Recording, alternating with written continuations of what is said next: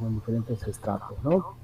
También, fíjense, en el suelo ya estamos hablando de porosidad, el espacio poroso, cuando el suelo, digamos, tiene una condición bastante compacta o menos compacta y menos todavía compacta, entonces ahí vemos que la porosidad en el suelo pues va cambiando, ¿no? Vamos a ver cuáles son las variables que inciden en estas características del suelo, ¿ya? Bueno, vamos a empezar con el concepto. Un concepto que me imagino ya ustedes lo manejan sobre lo que es la densidad. Vamos a decir que la densidad es la relación de la masa y el volumen de un material, en este caso, o de un cuerpo. En este caso vamos a hablar de la densidad y la densidad del suelo, por lo tanto vamos a tener que tomar en cuenta la masa del suelo y el volumen del suelo, ¿no? Bueno, por las unidades que se mide la masa y en las unidades que se mide el volumen, estamos hablando de que los valores de la densidad del suelo nos van a estar expresados en gramos, centímetro cúbico o gramos mililitros, ¿no? Bueno, entonces cuando uno abarca, digamos, suelo, dice, ¿no? Bueno, ¿cómo vamos a sacar nosotros la densidad del suelo, no? Resulta que cuando nosotros hablamos del volumen del suelo, normalmente hablamos de una masa y de un volumen frente a una superficie, ¿no? Entonces, cuando hablamos de una superficie, estamos hablando de una hectárea, ¿no? Entonces, esa hectárea, ustedes saben, ahí está 100%, ¿no? Pero 100% nos daría una superficie, no nos daría el volumen que nosotros necesitamos para poder calcular la densidad. Entonces, para eso necesitamos una profundidad que en el suelo se considera 30 centímetros, o sea, en otras palabras, 0,3 metros, ¿ya? Entonces, si tenemos un largo y un ancho y una profundidad, entonces ya estamos hablando de volumen, ¿no? Entonces, en muchos libros, en muchos trabajos de investigación, la densidad del suelo lo pueden expresar también sobre la masa de una hectárea sobre el volumen de una hectárea, ¿ya? Entonces, bueno, para sacar la masa, pues se puede partir de una muestra, ¿no es cierto? Porque no vamos a pesar todo lo que pesa una hectárea, ¿no? Sería una barbaridad, pero sí podemos sacar una muestra. Y para sacar el volumen, que tampoco vamos a sacar todo ese volumen que está ahí, ¿no? 100% sobre 30, imagínense tanta tierra que tendríamos que medir, tampoco no es necesario hacer eso, pero sí se saca también una muestra, ¿no? Entonces, en otras palabras, la densidad, ¿no es cierto?, es una evaluación que se hace a partir de una muestra de suelo, ¿no? Que si bien después esa superficie, ese valor de la densidad puede representar a una determinada superficie, ¿no? Una hectárea, 2 hectáreas, 10, 100, bueno, lo que corresponda, ¿ya? Bueno, entonces, cuando hablamos nosotros del suelo, tenemos que hablar que si consideramos el suelo, consideramos la masa y el volumen, tenemos que ver cuáles son los componentes del suelo. Entonces, en el suelo, ustedes saben que está formado por sólidos. Acá, la parte inferior es la parte del sólido, la parte del agua y la parte del aire, ¿no? Entonces, en proporción, si ustedes recuerdan, esto representa el 50%, ¿cierto? 45% de material mineral, 5% en este caso, materia orgánica. Y entonces, a partir de ahí, nosotros tenemos el 50% de material sólido. Y el otro 50% está compuesto por aire y agua, 25-25, ¿no? Entonces estamos hablando de tres materiales, si quieren, o de tres componentes: agua, aire y material sólido. Y resulta que cuando nosotros tenemos que medir la densidad o cuando tenemos que sacar una muestra, pues resulta que sacamos de los tres componentes, ¿no? Sacamos sólido, sacamos agua, si está obviamente el suelo húmedo, y obviamente si tiene espacio poroso, espacio libre, está lleno de aire, ¿no? Entonces, ¿qué tendríamos que considerar? Tendríamos que considerar la masa del suelo, la masa del agua y la masa del aire, que estaría acá, fíjense. Masa del suelo, masa del agua y masa del aire. Entonces, así como tenemos las masas de estos tres componentes, también tendríamos nosotros que determinar el volumen de esos tres componentes, es decir, el volumen del suelo, el volumen del agua y el volumen del aire, ¿no? Ahora, claro, si uno dice el volumen del aire, ¿cómo vamos a determinar el volumen del aire? ¿No? El del agua sí se puede sacar, del suelo sí, pero el del aire, ¿no es cierto? Entonces, eso ya se lo relaciona en función justamente a la porosidad. Hay una correlación entre el espacio poroso y el contenido de agua y aire, ¿no? Se supone que si el suelo es más poroso, entonces tiene mayor proporción de agua y aire, y si es menos poroso, pues esa relación disminuye, ¿no? Entonces, por esa razón que necesitamos nosotros complementar el valor de la densidad con la porosidad. Bien. Bueno, entonces, en una muestra que se obtiene, pues se obtiene directamente la masa total, pero hay que tomar en cuenta que esa masa total está formada por estas tres masas, y el volumen total, que también está, o el volumen final, ¿no es cierto? O el volumen total que está formado también por estas dos, por estos volúmenes parciales, ¿no? Bueno, entonces cuando nosotros evaluamos la densidad, evaluamos dos tipos de densidad: densidad aparente y densidad real, ¿no? Más adelante les voy a explicar en cuál es la diferencia, pero la diferencia es justamente en considerar o no este espacio poroso, ¿no es cierto?, que contiene al agua y al aire, ¿no? Entonces, si nosotros consideramos todo el espacio poroso, o sea, los tres componentes del suelo, estaríamos hablando de densidad aparente. Y si consideramos solo el suelo sin el espacio poroso, estaríamos hablando de densidad real, ¿no? Entonces, densidad aparente, ¿no es cierto?, la densidad aparente considerando todo esto, y la densidad real solo el sólido, ¿ya? Entonces vamos a hablar de dos densidades en el suelo: densidad real y densidad aparente. Bueno, la densidad real, fíjense, la densidad real se designa por la forma, se designa de esta forma a la densidad de la fase sólida, ¿ya? La densidad real. Bueno, esta densidad real o sea, se refiere solamente a este 50%.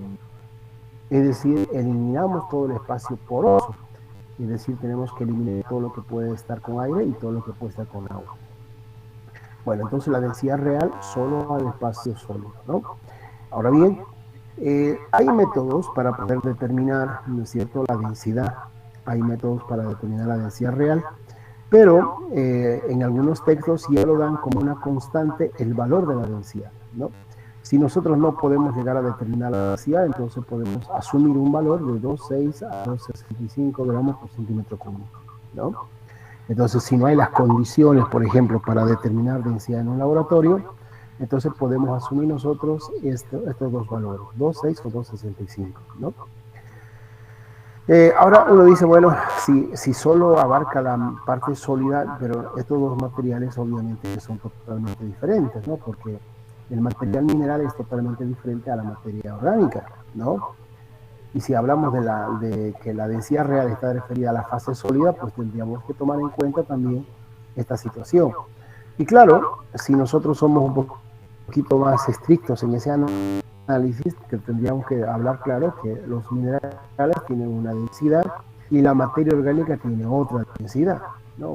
De que los materiales minerales son más pesados y la materia orgánica son más livianos, ¿no? Entonces, en ese punto, en esa diferencia, entonces se considera ya en este 265 la densidad de la materia orgánica, ¿no? O sea, acá ya está.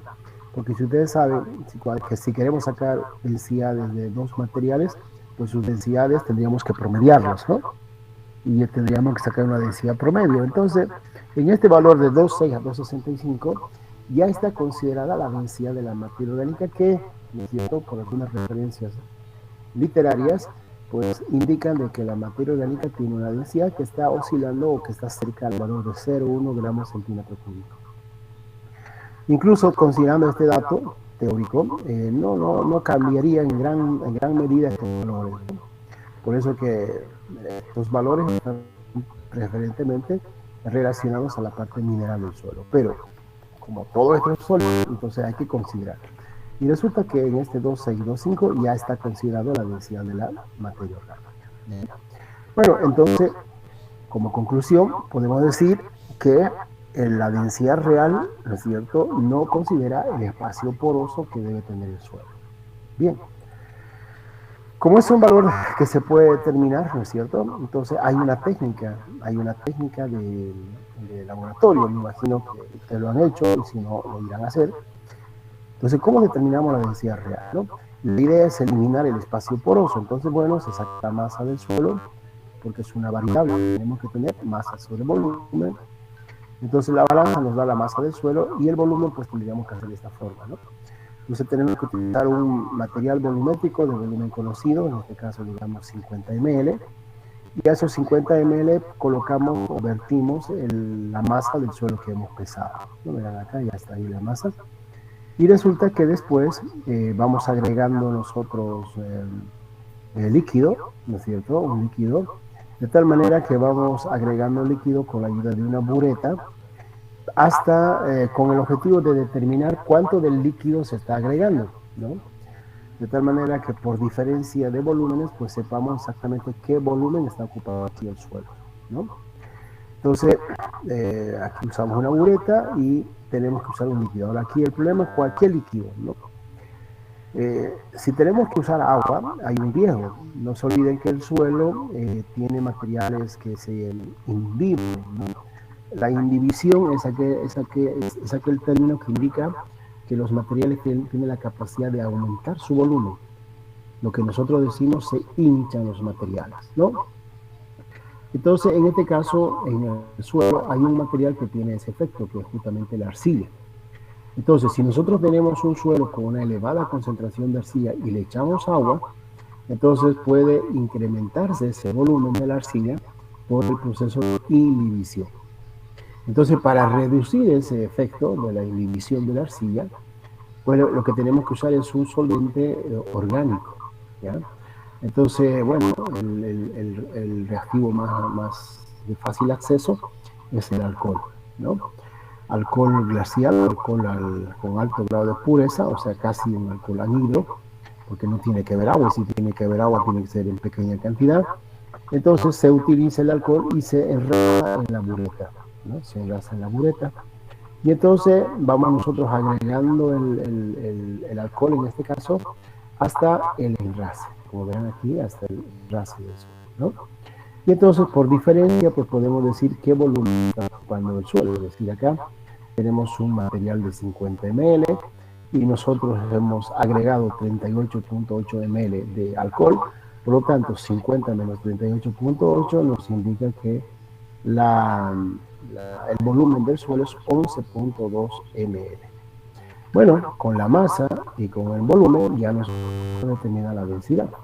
Y entonces si yo tengo 30 gramos dividido sobre este 11.2 ml que estoy sacando por diferencia de volúmenes, entonces la densidad va a ser 2,67, ¿no? Bueno, fíjense que este 2,67 está próximo al valor teórico que yo les había mencionado, de 2,65, 2,60, ¿no?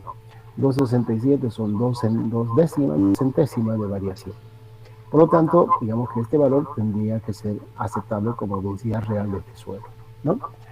Bueno, ahora, si no tenemos estos materiales o estos reactivos, como es el alcohol de alta pureza o prácticamente alcohol anhidro, entonces no es posible hacerlo, ¿no? A no ser que usemos otro solvente. Pero si no tenemos, entonces asumimos ese valor que ya está definido en forma teórica. ¿Listo? Bueno, y entonces ahí tenemos de esa manera la densidad real. Entonces aquí se está visualizando claramente que la densidad real no considera el espacio poroso del suelo. Bien. Vamos entonces ahora a la otra densidad, la densidad aparente. La densidad aparente, fíjense acá, la densidad aparente refleja el contenido total de la porosidad. ¿Qué quiere decir? Eso quiere decir que refleja la densidad de todo el suelo, de todos los componentes del suelo. Si nosotros quisiéramos, por ejemplo, sacar una densidad teórica, pues tendríamos que sacar la densidad del suelo, la densidad de la parte mineral, más la densidad de la parte orgánica, más la densidad del agua y más la densidad del aire. Entonces todo eso nos daría la densidad del suelo, ¿no? Pero bueno, hay una técnica mucho más accesible, mucho más fácil de poder hacer para obtener justamente la densidad aparente, ¿no? Ya les voy a explicar enseguida esa técnica. Entonces, los valores que nosotros podemos obtener de la densidad aparente, evidentemente va a depender en función a dónde estamos haciendo nosotros la muestra. Si vamos a hacer un horizonte, por ejemplo, superficial, ¿no? ¿Qué significa superficial? Por ejemplo, de 20 centímetros de profundidad, es decir, de 0 a 20. hasta de 20 a 40, ¿no es cierto?, hasta 40 centímetros, podemos tener fácilmente densidades que están entre 1 y 1.25, ¿no? Esto quiere decir evidentemente que hay gran espacio poroso, ¿no? ¿Y por qué ocurre eso? Porque cuando se trabaja el suelo, cuando se utiliza el suelo como digamos, materia para producir biomasa, como componente de la producción de biomasa, pues fíjese que se hace la preparación del suelo, ¿no es cierto? Lo que uno dice, vamos a preparar el suelo, ya sea en forma mecánica o en forma mecanizada, ¿no? Entonces lo que hacemos es aflojar el suelo. Y al aflojar el suelo, ¿qué estamos haciendo? Estamos incrementando el espacio poroso, ¿no? Estamos incrementando el espacio poroso. De tal manera entonces que, claro, en los horizontes de menor profundidad, seguramente que va a haber mayor espacio poroso, por lo tanto va a haber menor densidad. ¿Por qué menor densidad? No se olviden que la densidad es masa sobre volumen, ¿no? Entonces, ¿qué quiere decir? Quiere decir que va a haber menos masa por unidad de volumen. Y claro, porque al hacer la remoción del suelo estamos incrementando el volumen por unidad, ¿no? Estamos incrementando el volumen del suelo. Entonces, a medida que vamos avanzando en profundidad, pues se va generando, digamos, un incremento de la densidad. ¿Por qué razón? Porque, claro, el uso permanente del suelo está haciendo que se vaya acumulando mayor masa por unidad de volumen. Mayor masa por unidad de volumen, ¿no es cierto? Entonces, cuando hay mayor masa y menor, por unidad de volumen, entonces estamos hablando de densidades bastante elevadas. ¿Y eso qué implica? Eso implica, evidentemente, limitación en la porosidad del suelo, limitación en la aireación del suelo. Y entonces eso ya implica de que hay un problema ahí en el suelo. Y ese problema más adelante se lo voy a explicar mejor, pero si les digo y ahora, es la compactación. Entonces, la compactación, ese problema de densidades elevadas, pues se puede observar a partir de un horizonte B, ¿no? O en profundidad a partir de los 30 o 40 centímetros hacia abajo. Y ahí las densidades pueden alcanzar fácilmente valores de 1,5, 1,6, ¿no? Y entonces eso ya estamos hablando de un diagnóstico diagnóstico del suelo, de un diagnóstico de la compactación. Entonces ya podemos decir que el suelo o está compactado o tiene indicios o inicios de compactación. ¿De acuerdo? Bueno, entonces, para poder determinar esta densidad, hay también una técnica, decía, tenemos que tener estos materiales disponibles. Bueno, hay diferentes formas de hacerlo, ¿no es cierto? Tenemos aquí un barreno con un cilindro, o tenemos el cilindro y un martillo y una madera que nos permite hacer los golpes. Y tenemos que tener, obviamente, varios cilindros si queremos nosotros sacar varias muestras, o bolsitas, ¿no es cierto?, donde podamos depositar posteriormente las muestras que nosotros sacamos con los cilindros, ¿no? O también acá verán ustedes que hay otro tipo de barrenos donde los cilindros son mucho más pequeñitos y también nos sirven obviamente para sacar muestras de suelos para evaluar la densidad. Hay varias técnicas. Una de estas técnicas justamente es usar el cilindro, es la técnica más convencional. La otra es sacar monolitos, ¿no? Así una muestra, digamos, de una forma geométrica definida, como por ejemplo aquí un cubo, verán acá un cubo, ¿no? O en este caso cilindros, ¿no? O sea, la idea es tener una forma geométrica. ¿Para qué? Para poder obtener el volumen del suelo. Bueno, entonces verán ustedes acá que se está introduciendo el cilindro, ¿no? Entonces se introduce el cilindro y claro, si tenemos este barreno, nada más hay que hacer presión aquí en las manillas y esto va a ir ingresando al suelo. Si no tenemos este barreno, pues entonces el cilindro tenemos que hacer que ingrese al suelo con golpes y ayudando de una madera para golpear homogéneamente, ¿no es cierto?, el cilindro y que vaya ingresando en el suelo en forma, o digamos, uniforme, ¿no? Que no ingrese un lado más que el otro, ¿entiende? En forma uniforme, para eso es esta maderita. Bueno, entonces usamos el cilindro, ¿no? O también acá vean, hay otro muestreador donde es una cuestión, no es cilindro, entonces como una caja, como cubo, que se introduce también al suelo y sale, pero en este caso una forma cúbica, ¿no? O el otro, como les decía aquí, se saca una pequeña muestra del suelo con una forma cúbica. Entonces lo ideal es sacar con el cilindro, o sea, hay equipos para sacar con el cilindro. Entonces introducimos el cilindro, entonces una vez que lo introducimos el cilindro, que todo el volumen del cilindro se llena en el suelo, lo verán acá, y obviamente tanto arriba como abajo hay excedentes, entonces lo que tenemos que hacer es cortar con la ayuda de un machete, de una cuchilla, y entonces quedar así, más o menos quedar así las caras, ¿no? Así bien, bien uniformes, ¿no? Al ras o al nivel del cilindro. Acá atrás verán ustedes que aquí atrás está todavía faltando cortar porque está el exceso. Entonces vamos a tener que hacer el mismo corte aquí atrás, ¿no? De tal manera que cuando hacemos los cortes, pues ahí tenemos el cilindro totalmente ocupando, o sea, el suelo ocupando el volumen total del cilindro. Corte aquí y corte aquí, entonces todo lo que contiene el cilindro ya vendría a ser el volumen del suelo, ¿no? Y después, si no tenemos varios cilindros, como dice acá esta cajita acá, significa que tenemos varios cilindros. Fíjense que aquí tienen tapitas, ¿no es cierto? Entonces se pone aquí una tapa y se pone aquí otra tapa y se guarda para llevar al laboratorio, ¿no? Ahora, si no tenemos ese material, entonces tenemos que utilizar otro material que me permita conservar la muestra, ¿no? En este caso, por ejemplo, recipientes metálicos, a donde yo vacío, ¿no es cierto?, toda la muestra que he traído con el cilindro. Lo vacío, lo tapo y después lo llevo al laboratorio, ¿no?, para hacer análisis, ¿no? Ahora, si no tuviera el cilindro, como les decía, hay que sacar una forma geométrica del suelo, también después llevar al cilindro. El riesgo que acá se corre es que en el transporte pues se vaya picando o se vaya desgranando esta situación y no podemos después encontrar el volumen del suelo, ¿no? Entonces por eso que una vez que sacamos la muestra hay que tratar de conservar la forma geométrica del cilindro. Bueno, entonces una vez que nosotros llevamos la muestra al laboratorio, esta muestra tenemos que secarla, ¿no? Porque obviamente la introducción del cilindro en el suelo tiene que ser suelos húmedos, ¿no es cierto? O por lo menos que tengan cierta humedad, porque si los suelos son secos, pues la penetración del cilindro en el suelo, pues o no se lo hace o se lo hace de una manera equivocada, ¿no? Porque además estos cortes que hacemos, si es un suelo seco, seguramente es que se va a desgranar, ¿no?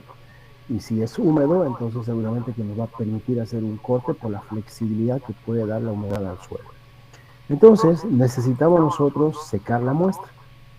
¿Por qué secar la muestra? Porque queremos que el agua deje el espacio, ¿no es cierto? Deje el espacio libre, ¿no? Deje el espacio libre. Y además también cuando nosotros midamos la masa, no estemos tomando la masa del agua, sino estemos tomando solamente la masa del suelo, ¿no? Entonces eliminamos el agua con un secado en una estufa, justamente para dejar todos los espacios libres. Por eso decimos que la densidad aparente considera la porosidad del suelo. Entonces acá, una vez que sacamos de la estufa, lo pesamos ahí, fíjense, se sigue manteniendo la forma cilíndrica, lo pesamos en la balanza y entonces si está totalmente seca, solamente estamos considerando la masa del suelo. Hemos eliminado la masa del agua, ¿no?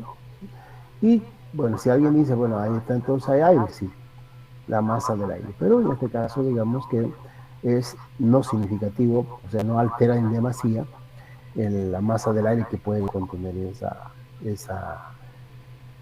muestra, ¿no? A no ser que haya un huecote ahí al medio, ¿no es cierto? Que se haya trabado una raíz o que haya habido un hueco y nosotros hemos sacado un cilindro, pero con un espacio vacío muy profundo, muy determinante ahí adentro, que es poco común cuando ocurre eso. ¿Listo? Bueno, entonces una vez que nosotros sacamos esto, pues medimos las dimensiones. Fíjense, algunos utilizan las densidades del cilindro, o sea, las mediciones del cilindro, la altura del cilindro y evidentemente el diámetro del cilindro, ¿no? Pero tomen en cuenta lo siguiente, ¿no? Si el suelo tiene arcilla, ¿no es cierto? Quiere decir que aquí la arcilla se hinchó, se inhibió. Entonces, si lo secamos, es muy probable que ocurra esto, ¿no? Que el cilindro, pues que estaba ocupando el espacio en el metal, pues se achique, ¿no? Se encoja, si ustedes quieren. O disminuya de volumen, si queremos más técnicamente. Entonces, ahí nosotros necesitamos medir, si consideramos el volumen solo del cilindro, quizás estamos cometiendo un error, ¿no? Entonces, por esa razón es que una vez que nosotros hemos secado la muestra y una vez que podía haberse contraído las arcillas, entonces sacamos las mediciones del cilindro, ¿no? Pero este ya es del cilindro formado de suelo. Entonces sacamos el diámetro, la altura, y con esos dos datos, pues calculamos el volumen, que se está aplicando esta fórmula. Volumen pi por radio al cuadrado por altura, ¿no? Ahora bien, tomar estos detalles, digamos, tomar todos estos detalles es con fines de investigación, ¿no? O sea, tener el cilindro bien formadito, que se seque bien, ¿no? Es con fines de investigación. Pero cuando se hace con fines comerciales, al fin y al cabo nada más tener la masa y el volumen. Entonces, si por ahí, por ejemplo, en el secado o en el transcurso del traslado del material, pues puede haberse desgranado, puede haberse deshecho la forma cilíndrica de la muestra, no importa. Entonces, en ese caso, consideramos el volumen del cilindro, ¿no? El volumen del cilindro. Entonces, si la muestra se desgrana, ¿no es cierto? Eso indica de que no hay mucho material aglomerante, ¿no es cierto? Eso ustedes lo saben. Pero si la muestra mantiene su forma cilíndrica, quiere decir que hay un buen material aglomerante. Y el material aglomerante en el suelo es la arcilla y la materia orgánica, ¿no? Entonces aquí tendríamos que ver eso. Entonces si se desmorona nuestro cilindro de suelo, entonces no importa, igual nosotros medimos el volumen considerando el volumen del cilindro, ya no el volumen de la figura formada por el suelo. Entonces no va a variar mucho, porque evidentemente si se desmorona, quiere decir que no tiene mucho material que podría haberse imbibido.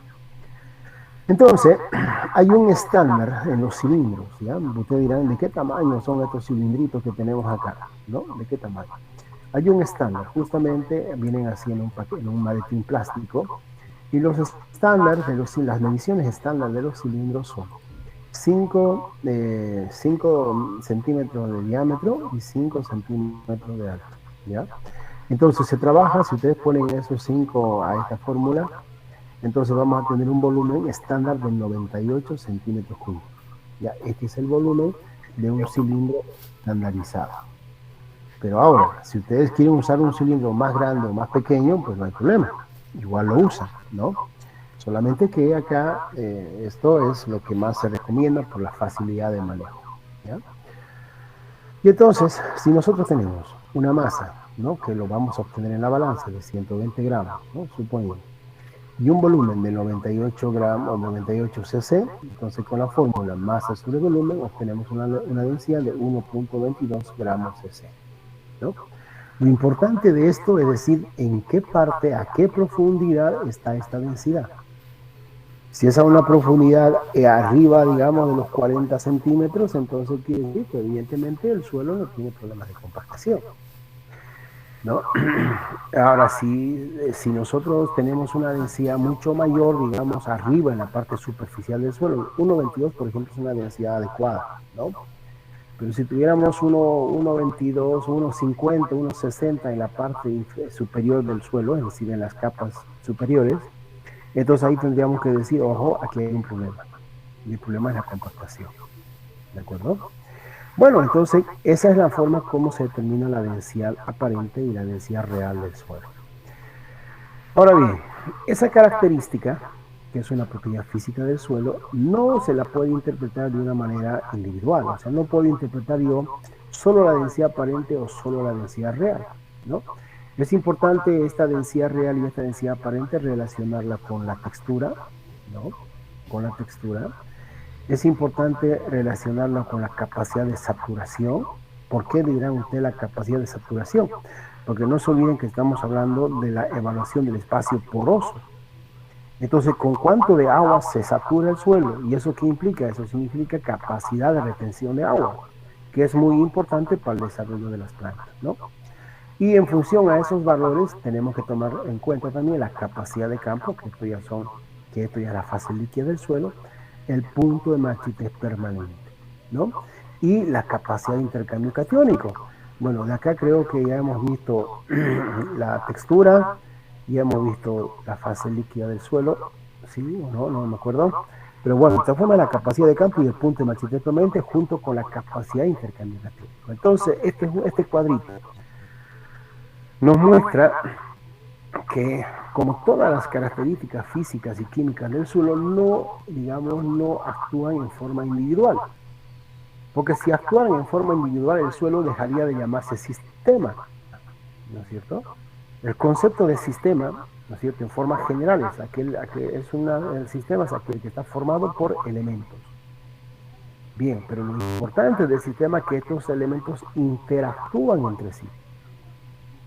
Y entonces esa interacción hace que el sistema pues tenga un equilibrio, tenga un funcionamiento adecuado, ¿no es cierto? Y lo mismo sucede con el suelo. Entonces, si nosotros evaluamos la densidad real y la densidad aparente, hay que ver con la textura, hay que ver con la saturación, es decir, con cuánto es el agua de saturación, la capacidad de campo y punto de marchitero permanente después nos dan el agua aprovechable, ¿no es cierto? Es decir, qué tiempo puede permanecer el suelo, digamos, con vegetación sin agregar agua o sin que llueva, ¿no? Entonces, es decir, qué tiempo la planta puede permanecer en el suelo sin que sufra estrés hídrico o, en otras palabras, sin que sufra las secuelas de las sequías. ¿Mm?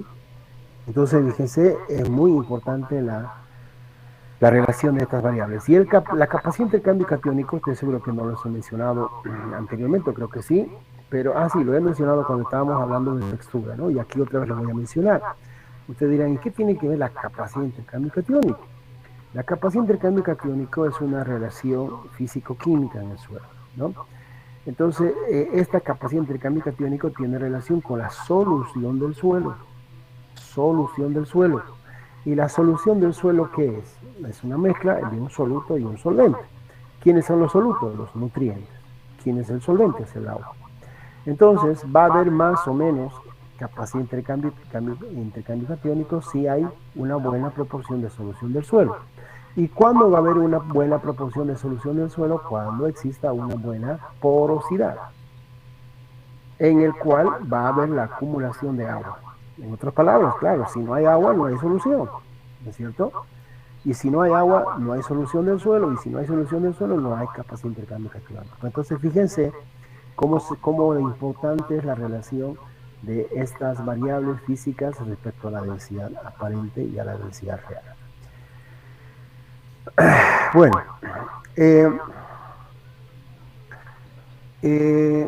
fíjense, la densidad aparente y la densidad real, ¿no es cierto?, es muy importante porque aparte de darnos un indicador de lo que puede ser el suelo, obviamente nos da la porosidad, ¿no? La porosidad que vamos a expresarlo nosotros en porcentaje, ¿no? También la densidad evidentemente se puede expresar en porcentaje, es decir, en porcentaje de masa o en porcentaje de volumen, ¿no? No es muy común eso, pero también lo podemos utilizar nosotros para poder posteriormente llevar eso a expresar las cantidades de los valores que queramos utilizar a hectáreas, ¿no? O a metros cúbicos, ¿no? Ya, pero vuelvo a reiterar, no necesariamente hay que trabajar con hectáreas o metros cúbicos, ¿no? Sino se puede trabajar con una muestra. Bueno, ¿cuáles son, digamos, las causas por las cuales la densidad puede tener valores elevados o valores muy bajos, ¿no? ¿Cuál es? Bueno, una de esas es, por ejemplo, que la densidad aparente del suelo puede disminuir principalmente por diversas causas. Por ejemplo, la reducción de la materia orgánica en el suelo, ¿no? Acá nuevamente entra este componente que es materia orgánica del suelo, que es muy importante para que exista un equilibrio entre las propiedades físicas y las propiedades químicas del suelo. Cuando hemos visto el tema de materia orgánica, les había yo mencionado la importancia de este componente en el suelo, porque efectivamente mejora, ¿no es cierto?, las cualidades físicas y las cualidades químicas del suelo. Entonces, por ejemplo, en el suelo tener una buena porosidad es una buena calidad, ¿no es cierto? O sea, indica de la calidad del suelo. Y entonces esto puede disminuir si hay ausencia de materia orgánica. También puede disminuir por la degradación de la estructura, ¿no? ¿Qué significa esto? No se olviden que la estructura es la formación de agregados. Entonces, mientras más agregados hay en el suelo, evidentemente va a haber mayor porosidad o va a haber mayor, en este caso, valor alto de densidad. Si nos vamos, para explicar esto, nos vamos a ir a la primera imagen que hemos visto al ingresar, por ejemplo, aquí, ¿no es cierto? Esta fotografía que ven acá del suelo representa diferentes grados de estructura, ¿no? Entonces fíjense acá cuando la estructura es cuando prácticamente no hay o es muy movida en el suelo, entonces aquí hay poco espacio poroso, ¿no? O sea, está muy compacto el suelo. Y si la estructura va aumentando, o sea, el número de agregados, ¿no? O el número de terrones, si ustedes quieren, va aumentando y el tamaño de los terrones va aumentando, fíjense cómo empieza a aparecer los espacios porosos, ¿no? Los espacios porosos. Entonces, desde el punto de vista de estructura, podríamos decir, sí, este suelo tiene estructura. Y este suelo también tiene estructura, pero tiene poca estructura. Y entonces, fíjense la estructura cómo afecta al aire, a los espacios porosos. Y obviamente, si estamos hablando de espacios porosos, estamos hablando de contenido de agua y de aire, ¿no? Entonces, a eso se refiere esta característica. Vamos a ver acá.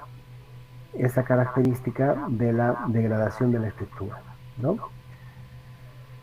Bueno, después la otra forma para que puede disminuir la densidad o cambiar la densidad, ¿no es cierto? Y ya en este caso en términos de valores más elevados, es la aplicación de una fuerza que reduzca el espacio poroso, ¿no? ¿Esto qué significa? Esto significa que el suelo, digamos, tiene o soporta mucha tracción, ¿no? Mucha tracción, obviamente, de la maquinaria agrícola que puede estar, ¿no es cierto?, trabajando en el suelo o en el espacio ese, o también puede tener de la tracción animal, es decir, por ejemplo, del sobrepastoreo, ¿no? Cuando uno carga demasiada unidad animal por unidad de superficie, entonces hay una carga bastante elevada de masas sobre el suelo y eso produce la compactación, y al producir la compactación reduce el espacio poroso, ¿no? Y entonces eso hace que las densidades suban, ¿no? Entonces eso significa la aplicación de una fuerza que reduzca el espacio poroso. Entonces, ¿qué fuerza? Uso de maquinaria, tráfico de vehículos, sobrecarga animal o sobrepastoreo se llama, o en otras palabras, tráfico animal, ¿no? Eso hace que la densidad vaya incrementándose. Entonces, cuando uno hace una excavación, una especie de calicata, ¿no es cierto?, en suelo, fíjense, donde obviamente se están utilizando, pues es muy fácil determinar si hay o no hay ese tipo de problemas en el suelo, ¿no? Suelos con alta o baja densidad. Como la maquinaria más o menos llega hasta aquí, estamos hablando justamente 30, 35 centímetros, aquí no hay problema, pero el problema es de aquí para abajo, ¿no?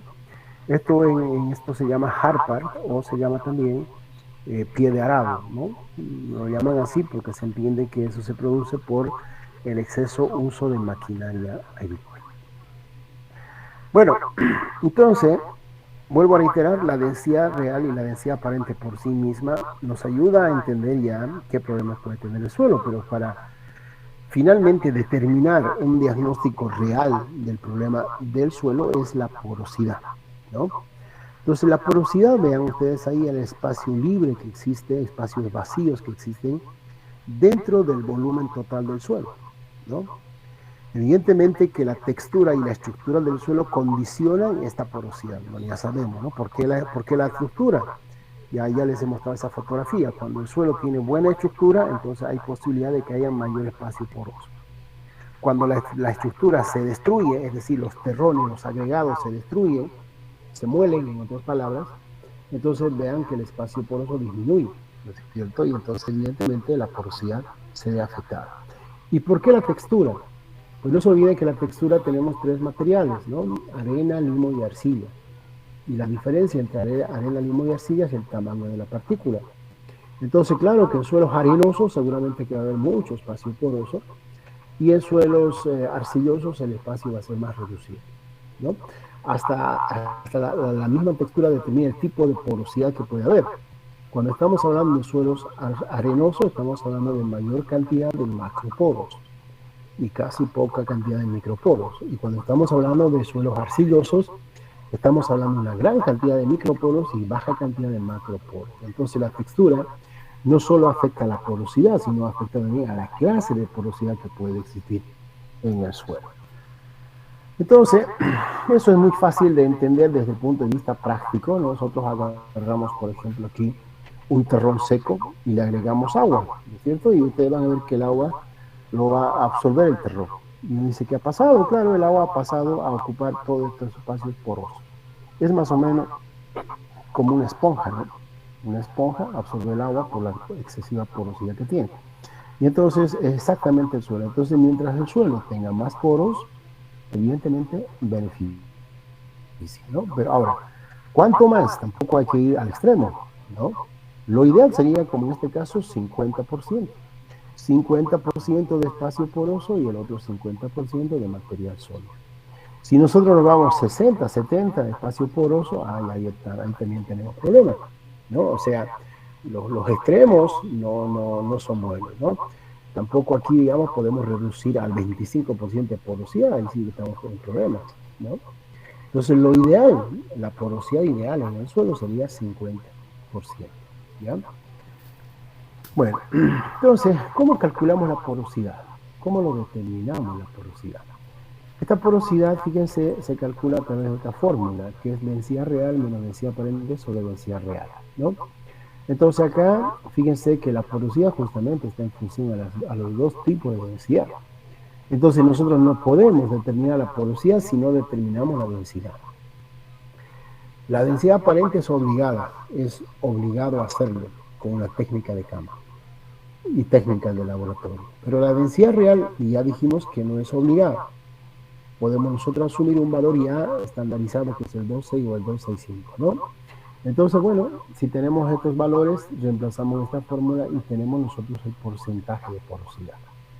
Entonces, acá, como dice, para una correcta aireación del suelo y una buena retención de agua, es conveniente que la porosidad se sitúe entre 40 y 50%.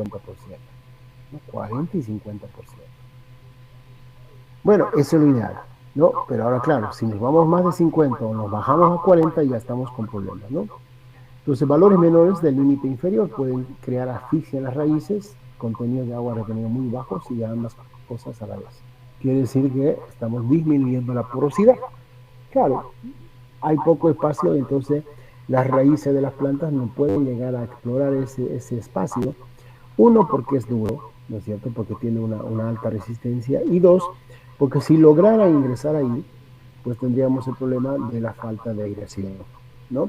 Y también obviamente de la falta de agua, porque no va a llegar la cantidad de agua que necesita la planta. Ahora, si nos vamos al extremo del otro valor máximo, se supone que la planta va a tener dificultad en el anclaje, ¿no? O sea, las raíces se van a desarrollar bastante rápido o bien, pero resulta que no van a poder de dónde sostenerse, ¿no? El anclaje se llama eso. Y entonces cuando no hay eso, pues entonces las plantas son susceptibles al acame, ¿ya? ¿Qué es el acame? Es cuando las plantas son golpeadas por el viento, ¿no? Es como si lo sopla y no hay de dónde se sostenga y se cae. Entonces, evidentemente, los porcentajes de porosidad adecuados deberían estar entre 40 y 50, no mayor ni menor a esos parámetros, ¿de acuerdo? Bueno, ahora también, evidentemente, hay plantas que se adecúan, digamos, desarrollan raíces hacia abajo, incluso con una alta densidad o baja porosidad, como ustedes quieran. Eso se llaman, algunos libros lo llaman los subsoladores biológicos, ¿no? Vamos a ver más adelante el problema de la compactación, cómo se trata, y ahí es donde se utiliza eso. Bueno, fíjense, aquí tenemos la clasificación de la porosidad, fíjense, macro, meso y microporo, ¿no? Evidentemente, los macroporos, cada uno de estos tiene su función. Los macroporos permiten libre fluido de agua, principalmente agua de lluvia. El agua de lluvia que es retenido en estos macroporos se llama agua gravitacional. Entonces, que fácilmente se pierde justamente por la gravedad, es decir, va hacia abajo, pasa tranquilamente a través del suelo, ¿no? Es como echar agua en un suelo arenoso y el agua se va a pasar, ¿no? Entonces eso quiere decir que permite el fluido rápido, ¿no es cierto?, de los líquidos, ¿no? Y obviamente si pasa rápidamente por el suelo, esta agua no puede ser aprovechada. Si bien puede captar bastante agua, pero resulta que esa agua no se retiene. Y como no se retiene, entonces la planta no lo puede aprovechar. Los mesoporos retienen el agua que pueden utilizar las plantas, y llamamos agua útil, ¿no? Y los microporos retienen el agua con mucha fuerza de manera que no puede ser utilizada por la planta, ¿no? Entonces los microporos tienen agua, pero tampoco es aprovechable por la planta porque para aprovechar el agua por la planta tiene que tener una fuerza de succión, ¿no? Entonces esa fuerza de succión cuando es superior a la fuerza de retención, pues la planta va a absorber agua. Pero cuando es al revés, es decir, la fuerza de retención es mayor a la fuerza de succión, ya la planta no lo va a poder aprovechar el agua. Entonces eso sucede en gran parte de los microporos y también en alguna parte de los mesoporos. Pero la mayor cantidad de agua útil se encuentra en los mesoporos. Bueno, ahora aquí, por ejemplo, tenemos una relación de la porosidad versus la estructura y la textura, ¿no? Fíjense ahí, volumen de porosidad en un suelo bien estructurado, estamos alrededor del 60%, digamos que está. Suelo arenoso, 40%, y suelo compacto por debajo del 30%, ¿no? Entonces digamos que ya cuando tenemos una porosidad por debajo del 30%, pues ya tenemos que tener cuidado o tendríamos que hacer un tratamiento sobre eso, ¿no?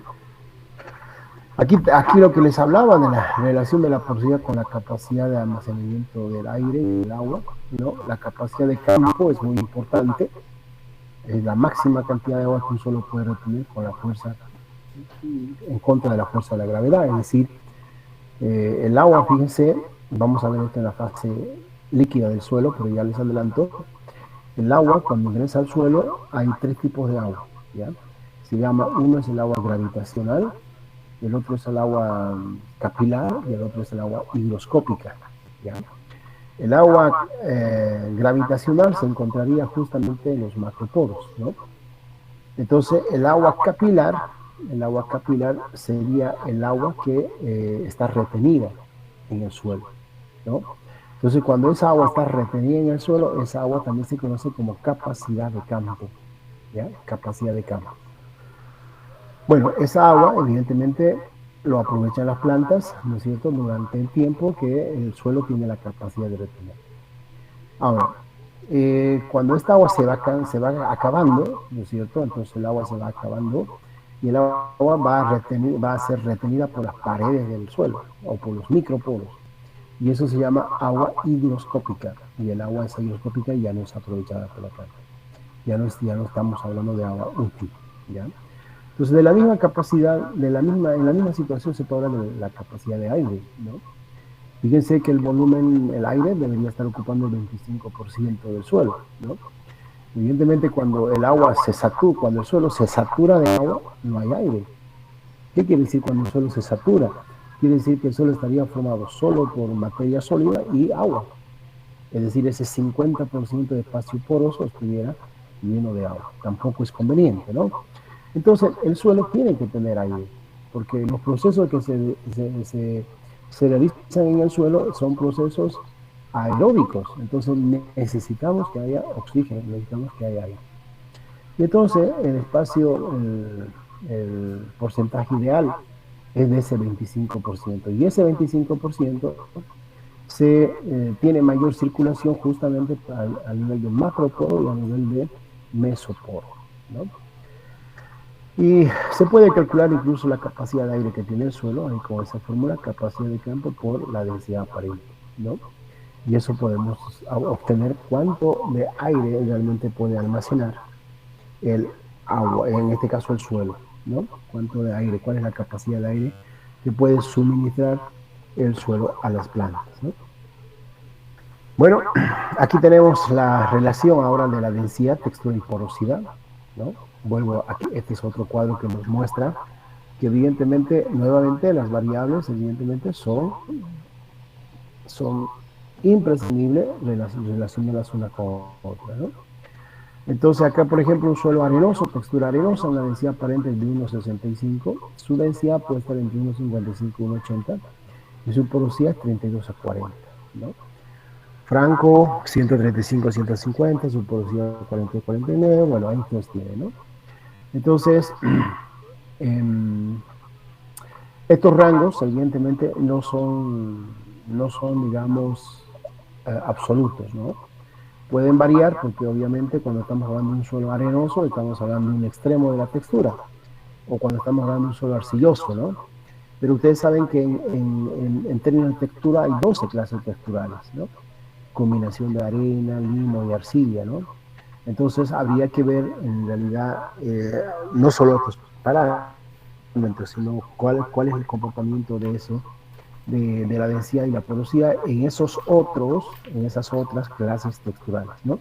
Lo que nos muestra esta información es que evidentemente hay relación entre la textura, la densidad y la porosidad. Eso es lo que nos muestra. Ahora, si en este cuadrito yo digo, bueno, yo necesito un suelo franco arcillo arenoso, bueno, aquí no hay franco arcillo arenoso, pero seguramente que en alguna fuente hidrográfica va a existir su relación de ese suelo franco arcillo arenoso con la densidad y con la porosidad. Bueno, o también estas tablas nos sirven para plantear hipótesis de investigaciones, ¿no? Entonces, si yo estoy investigando el suelo, digo, yo tengo mi densidad aparente, ¿tiene relación con la textura? ¿Tiene relación con la porosidad? Entonces esa relación yo lo puedo demostrar, lo tendría que demostrar. ¿A través de qué? A través de un análisis de regresión, ¿no? ¿Qué tan correlacionadas son esas dos variables? Entonces ahí tendría una variable dependiente y otra variable o dos variables independientes, ¿no? Y eso sería un análisis de correlación, pero ya es un análisis estadístico con fines de investigación.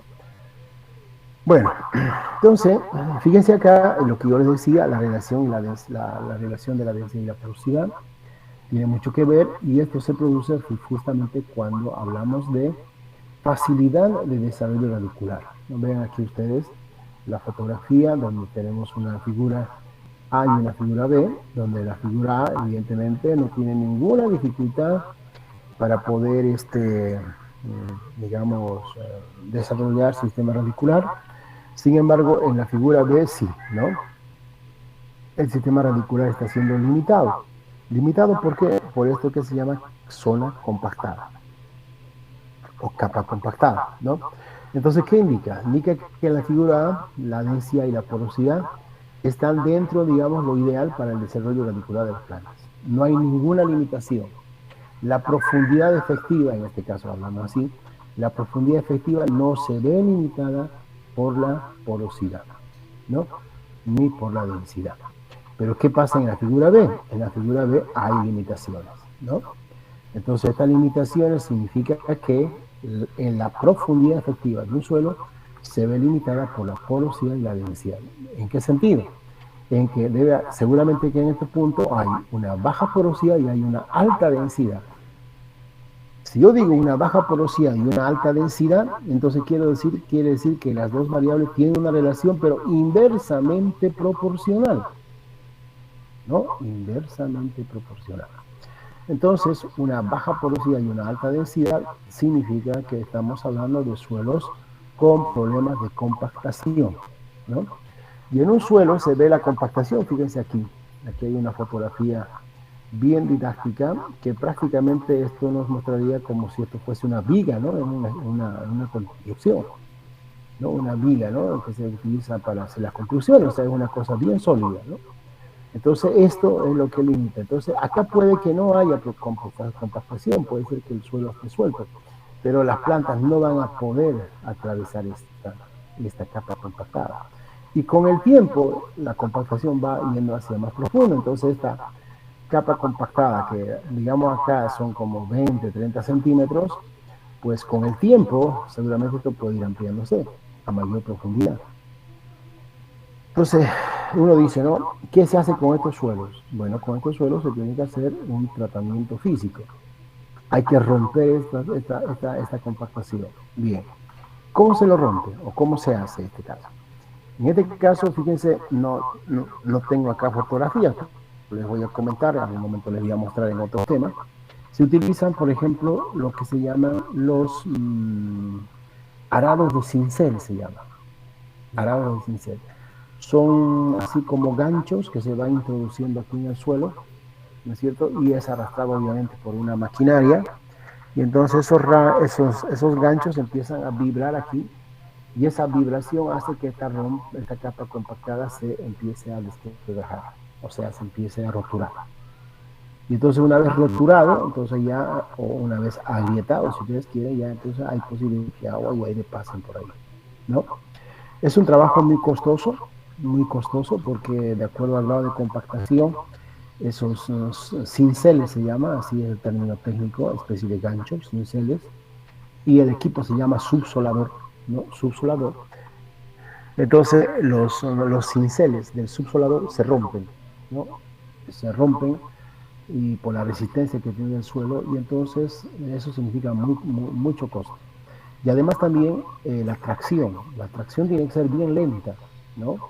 Porque no se olviden que está haciendo fuerza, y entonces si uno acelera el tractor, por ejemplo, entonces produce más ruptura de los cinceles, ¿no? Entonces tiene que ser una tracción bien lenta. Y entonces ustedes saben que si evalúan tiempo y movimiento en una maquinaria, significa que estamos evaluando los costos, ¿no? Entonces, mayor tiempo, menor movimiento, mayor costo. Y entonces hace esto que esta práctica sea económicamente, digamos, muy costosa, pero necesaria. Empresas grandes, productivas, hacen este trabajo cada 5 años, cada 6 años más o menos, ¿no? 5 o 6 años más o menos. Ahora bien, esa es la forma rápida, digamos, de hacerlo, ¿no? Ahora hay otra, ¿no? Hay otra forma que ya este es un poco más relacionada con el medio ambiente, con la parte ecológica, ¿no? Que es utilizar justamente lo que yo les decía anteriormente, subsoladores biológicos. ¿Qué son los subsoladores biológicos? Se los denomina así porque son obviamente plantas, ¿no? Biológicos, al decir biológicos significa que son vivos, ¿no?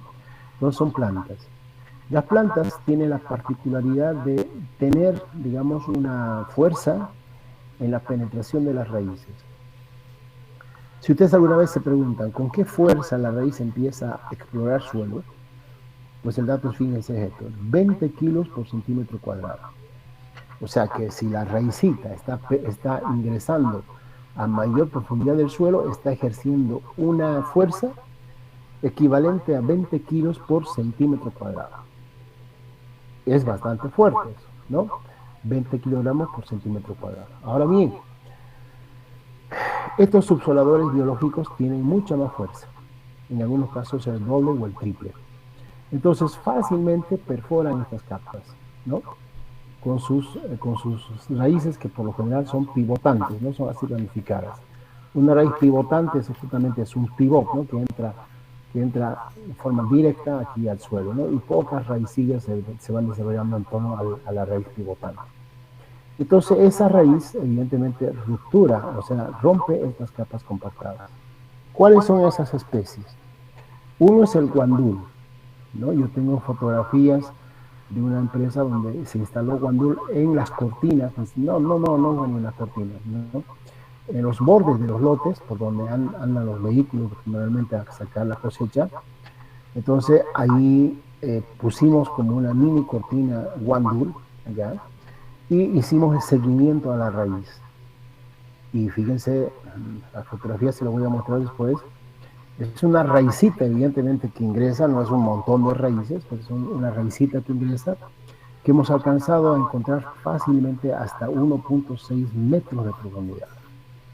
Quiere decir que esa raicilla pasó la parte compactada hasta 1.6.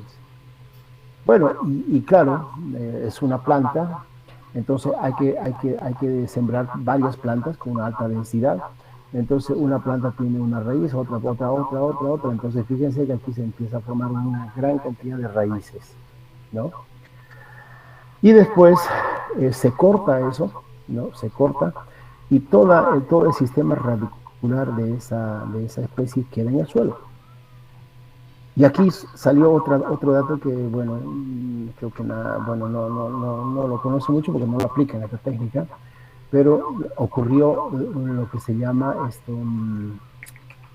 un efecto alelopático. ¿Qué significa ese efecto alelopático? Que cuando se sembró, en este caso soya, en torno a ese sector donde se puso en forma experimental el guandul, no germinó la soya. Y nosotros nos preguntamos por qué, ¿no? ¿Qué pasó? Entonces, estudiando un poco, viendo un poquito qué especie, qué características biológicas tenía esa planta, resulta que esa planta tiene una característica alelopática, ¿no? La alelopatía son características de algunas plantas que eliminan, ¿no es cierto?, a plantas vecinas. ¿Para qué? Para no competir por el agua, por los nutrientes y por la luz. Los eliminan directamente, ¿no? Y entonces esa planta del guandul tenía eso. Entonces, en la siembra de esa época no salió nada en esos cercanos a lo que me había puesto el guandul. Pero en la siguiente campaña, oiga, esas soyas eran tremendamente grandes, ¿no? Y ahí se tuvo el efecto de que, claro, se descompuso las raíces que quedaron abajo. Imagínense ustedes, ¿no? Corten aquí, en la figura, corten ustedes ahí este árbol, esta planta. Aquí queda exactamente la misma cantidad de, casi igual la misma cantidad de materia orgánica que había arriba. Entonces todo esto se descompone, por donde ha ido pasando las raíces quedan como tuberías. Y entonces esas tuberías incrementan el espacio poroso, ¿no? Circula el agua, circula el aire. Entonces esto se descompone y entonces el suelo queda pues como un laberinto de tuberías.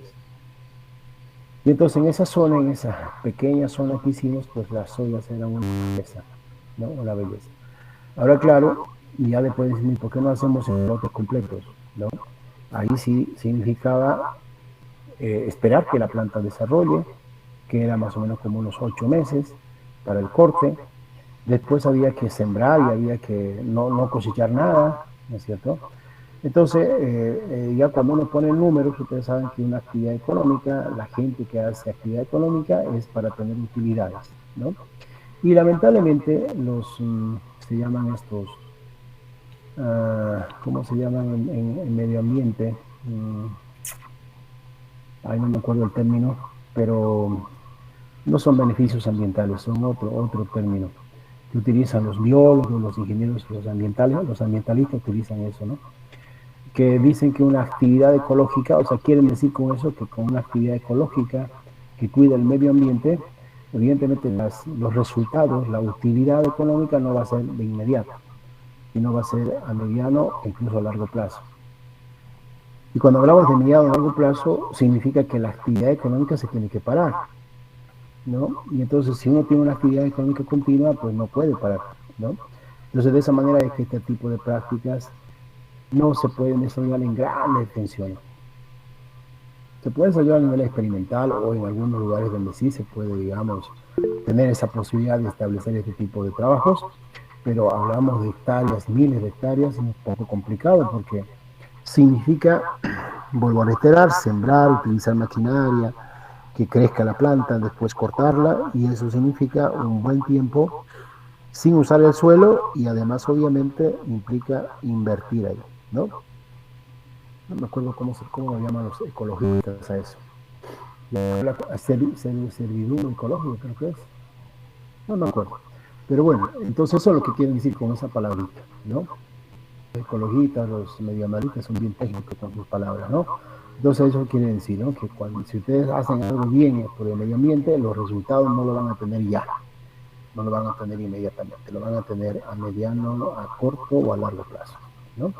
A mediano y a largo plazo. Bueno, entonces por esa razón que no se utiliza eso.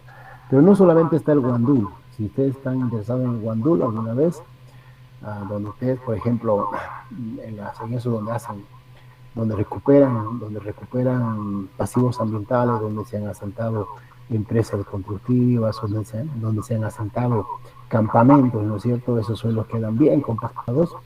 Guandul es la opción, ¿no? Y eso va a descompactar el suelo y después ya se puede hacer la revegetación con especies naturales o nativas. Pero ojo, eso lleva su tiempo, no es de inmediato, ¿no? Pero no solamente es el guandul, sino también es la crotalaria.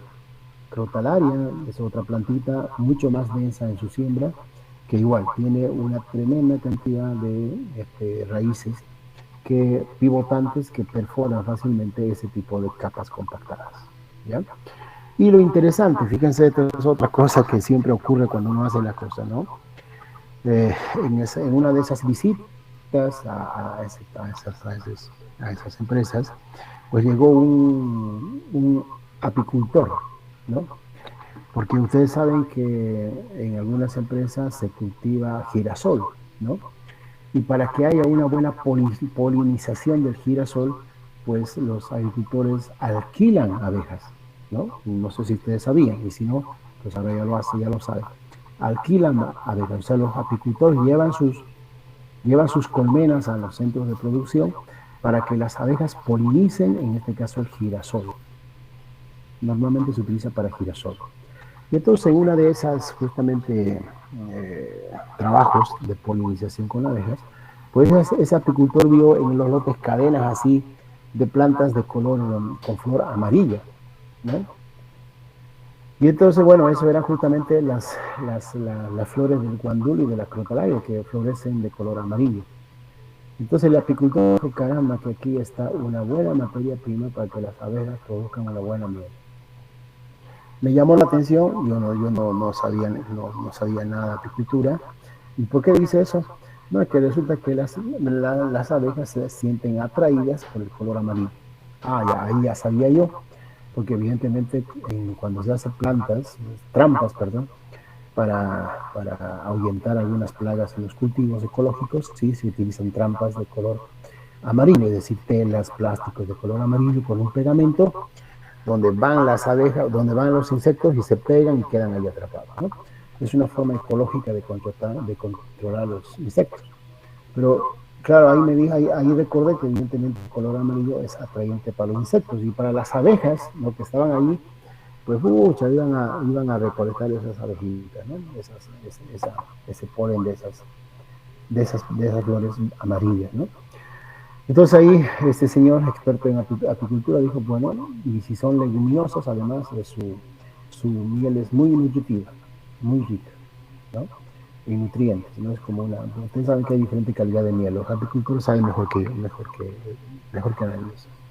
Entonces, la calidad de la miel está en función a la calidad de la flor, ¿no?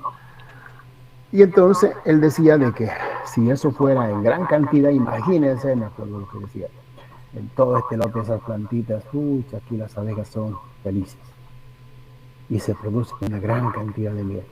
Claro, puede ser, pero digamos para las empresas que tienen inversiones grandes en la agricultura, ese tipo digamos, de ganancias, digamos, no son muy atractivas, ¿no?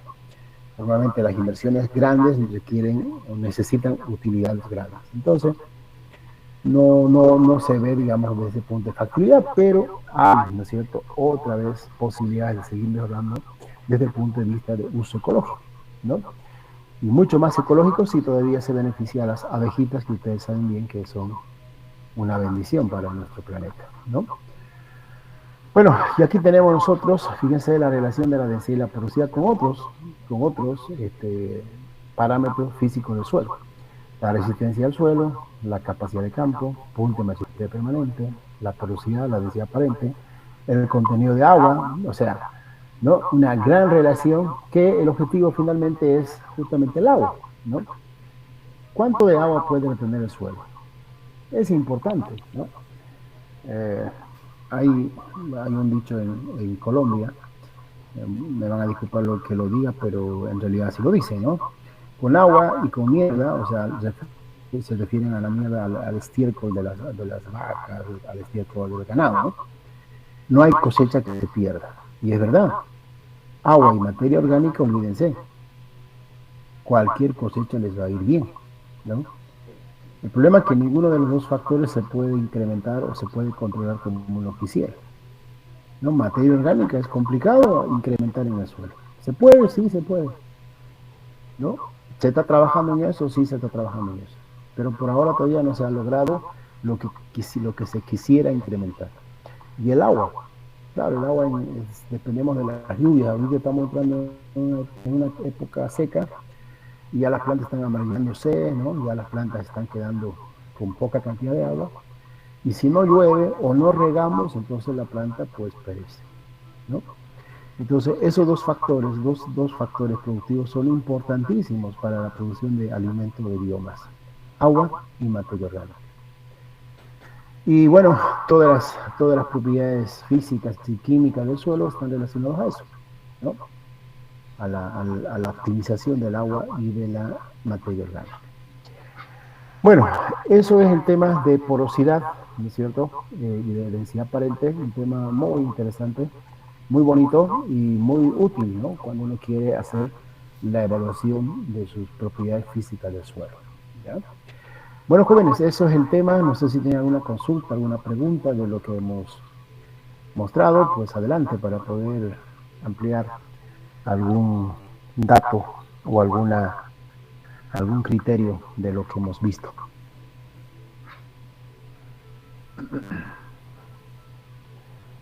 ¿Hay preguntas? ¿No hay consultas?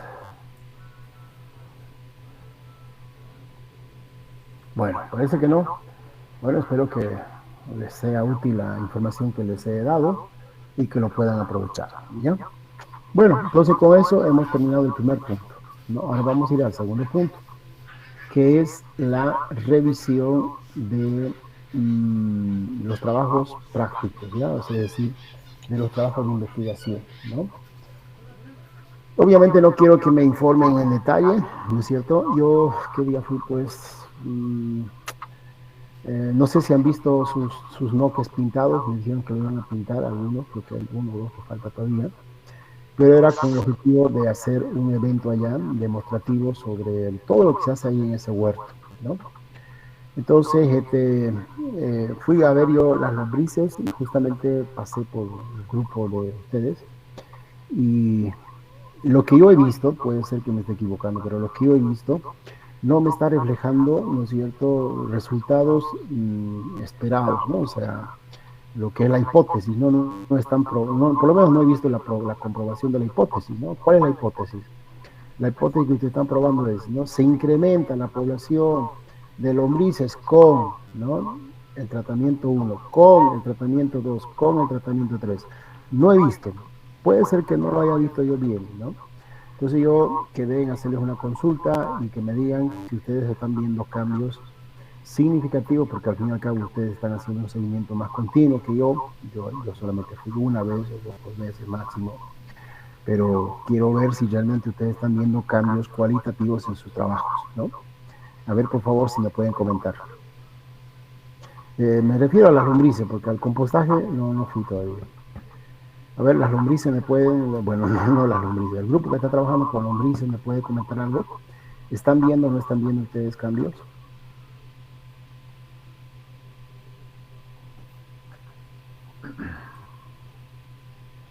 ¿Qué dicen?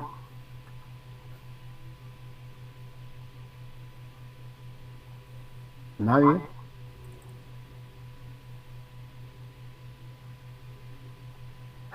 Bueno, ¿están o no están conectados? Aquí yo tengo 36, 34 conectados, ¿no? Sí, estamos conectados. Ya, entonces, a ver, ¿por qué no me comentan? Si están aquí, me imagino que por lo menos debe haber algunas personas que trabajan en ese tema de la horticultura, ¿no? La pregunta es, ¿están viendo ustedes o han visto cambios realmente en los tratamientos, ¿no? O en su trabajo en realidad, sin importar cómo está pasando, qué está pasando con el vecino, pero ustedes han visto cambios o no. Yo no, Suero de leche. ya, suero de leche. Ujú. Ya, le han echado una vez, pero y ahora después de eso, ¿vieron algún cambio cualitativo en su trabajo? Hay incrementación de población, sí. Recién se está notando. Ya. ¿Qué tiempo hace que echaron? Perdón, ¿cómo dicen? ¿Qué tiempo hace que agregaron al suero de leche? Hace 2 semanas más o menos. Ya, ya. Bueno, me imagino que ese tratamiento, en realidad todos los tratamientos, como les dije anteriormente, tenían que hacerlo por lo menos unas 3 o 4 veces, ¿no? Entonces, si ya pasó 15 días, yo creo que corresponde una segunda aplicación. Sí, pero eso hay que ponerse de acuerdo con todos los grupos. Y hasta ahorita no nadie dice nada. Ya, está bien. ¿Y los demás, qué con los otros tratamientos? ¿Qué está pasando? ¿Hay cambio o no hay cambio?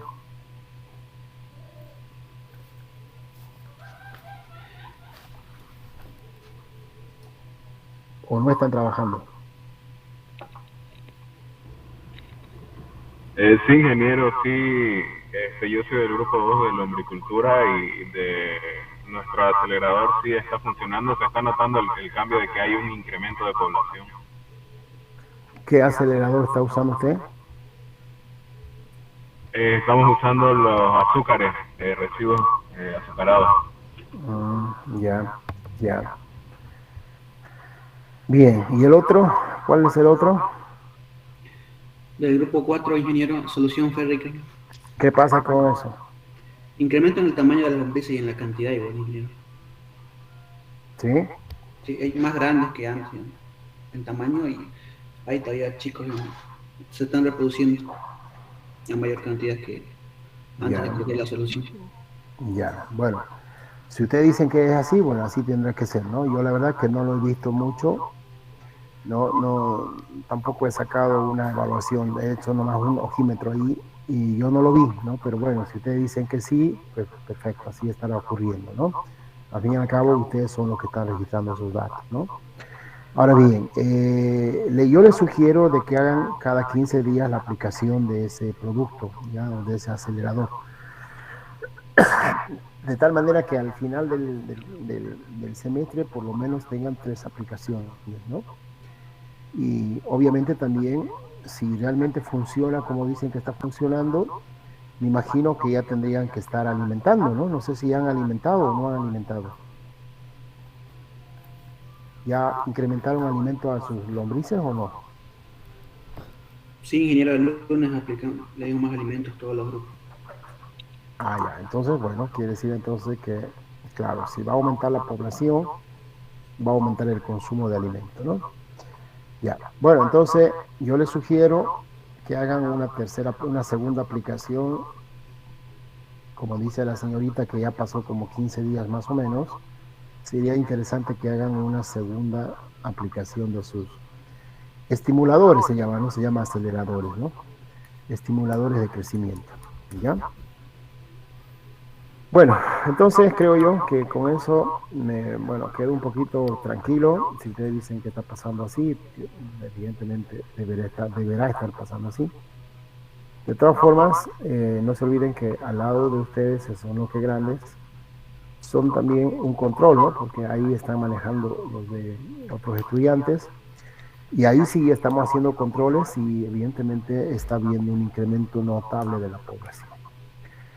Bueno, por eso me preocupé porque no vi yo lo que vi en los noques grandes, no vi en los chiquititos, ¿no? Pero bueno, yo no estoy registrando los datos, así que mal podría dar un juicio de valor, decir si está yendo bien o está yendo mal. Pero como ustedes dicen que está yendo bien, así tendrá que ser, ¿ya?